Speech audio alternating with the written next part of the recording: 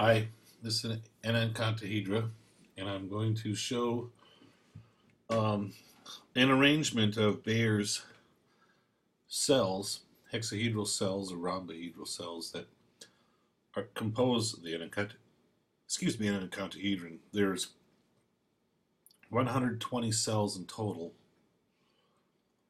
There's the 5 cells are labeled A, B, C, D, and E. The A cell has 10 in the Enneacontahedra. The B has 20. C, D, and E all have 30. So here are the 5 different cells. Well, we can probably get rid of those lumps. Why not? All right, so the A cell here is like, I guess you call the acute arrangement of the fatter rhomb. Let's say there's a, I don't know, I hate to use the word fat all the time. I can't think of the word. Okay, so this one here is the A cell, and there's only 10 of them that make up the Enneacontahedra. Then there's 20 of this B cell. This is the one that initially intrigued me with this model when somebody gave me a copy of Steve Baer's Zone Primer. Upon inspection of the B cell, I recognized that it had the same orientation of the faces, and the angles were correct for it to be 1/4 of a regular rhombic dodecahedron, primarily a fourfold form. But it was lodged, obviously 20 of them were lodged inside of the Enneacontahedra, and one of my main questions was, could 4 of them be surrounding each other, making a regular rhombic dodecahedron? Okay, then we have the C cell, which is the more robust of the C, D, and E, obviously. So it's descending order by volume, the A having the greatest volume. So the C cell has 2 of the thin and 4 of the fat rhombi, and that's the orientation. Let's say there's a top and bottom. And then here is the D cell, which has 4 of the thin and 2 of the fat rhombi. It's very flattish. And then there's one that's even flatter, and that's the E cell. It's very narrow. You see, it's got 1 thin and 2 fat rhombi. I think I screwed that up. Anyway, those are the 5 Baer cells. Now I'm going to show the interior arrangement that I've made here. You'll note that there's some green rhombs. They're the same rhomb, I just colored them darker green, and there's 5 of them. Okay, so I'll strip away part of the outer layer, and you can see that there's some cells inside here. Okay, first of all, I made a rhombic icosahedron, and it's exactly the same on the other side. You can see in there, it's this here, and so it's the same top and bottom. It's very flat. It's made up of 5E and 5C. Then you can hardly see it, but it's another rhombic icosahedron. The top you can see the 5 thin, how they're oriented, whereas this one, this is also a rhombic icosahedron. This said 5 fat, orientated about the center. They're both on the same axes. And then there's, you can see inside here, there's part of that same rhombic icosahedron. So it's actually 5 of the thin and, or excuse me, 10 of the thin and 10 of the fat rhombs, just like this one is. But it's a different arrangement. And so this rhombic icosahedron is made up of 5C and 5D cells.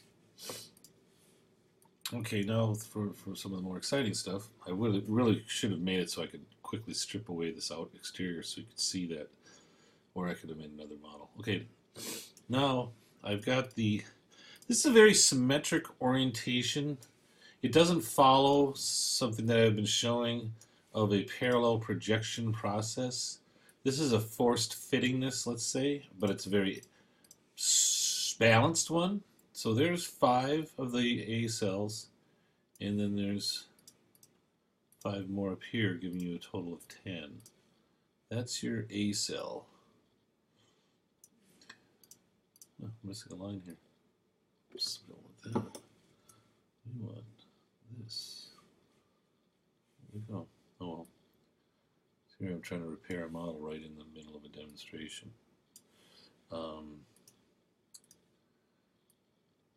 Okay, so then I'm clicking on A cells, and I just want to show you that there's 10 of them. Don't hit that, of all things. Okay, now get away and see there's 5 on that side, there's 5 on this side, and they're oriented slightly different. Now for the most fantastic part, in my opinion, are these 5 darker green rhombs. Well, they're the exposed face of 5 regular rhombic dodecahedra. They're slightly not on the equator, just below. But I like the way they radiate out, and there's 5 of them, very symmetrical. This is really like a pleasing solution to the, there's more than one obviously of 120 cells making the Enneacontahedron, but I find this one to be very balanced. So, you know, this is a regular rhombic dodecahedron right here. And there's 5 of them. And I think there's only, well, 6 of their faces are exposed. Lip! Getting a little too familiar with these videos, I started talking to my daughter while I was making this. That's my mistake. Okay, so there's the 5 rhombic dodecahedron. Okay, now I haven't filled everything else in because I want to be able to see that core structure. But there are, essentially there's different types of dodecahedra. They're kind of hard to see. They're made up of like, I'm just going to highlight the points of them. This one's made out of 2 C's and 2 E's. I plan on maybe getting into these further. And then behind it, where this panel is here, there's actually another C right behind it. That's one dodecahedron. Then there's one right here that's made up of 2 E's. There's another unmade edge. 2 E's. Am I saying that wrong? Okay, here we go. It's made up of 2 C's and 2 E's. Am I saying that wrong? It must be. It's 2 D's and 2 E's. Sorry about that. That's that. You can see the points, but it's not the best way to show it, but can't show everything. And then this one here is just an E right here. There's 5 of those, just like there's corresponding to these 5, you know, sitting in this pocket here. Oh, I'm seeing stuff I missed. I think I missed a panel here.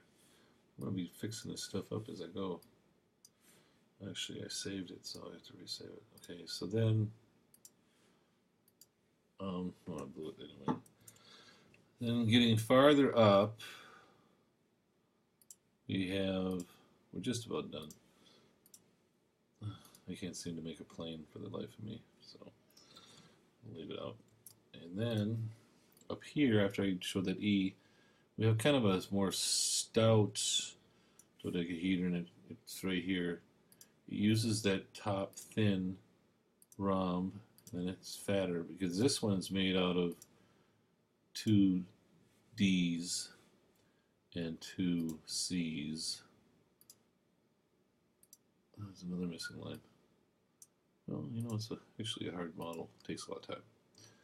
And I think I have the points of that dodecahedron delineated, except for this one here. Okay.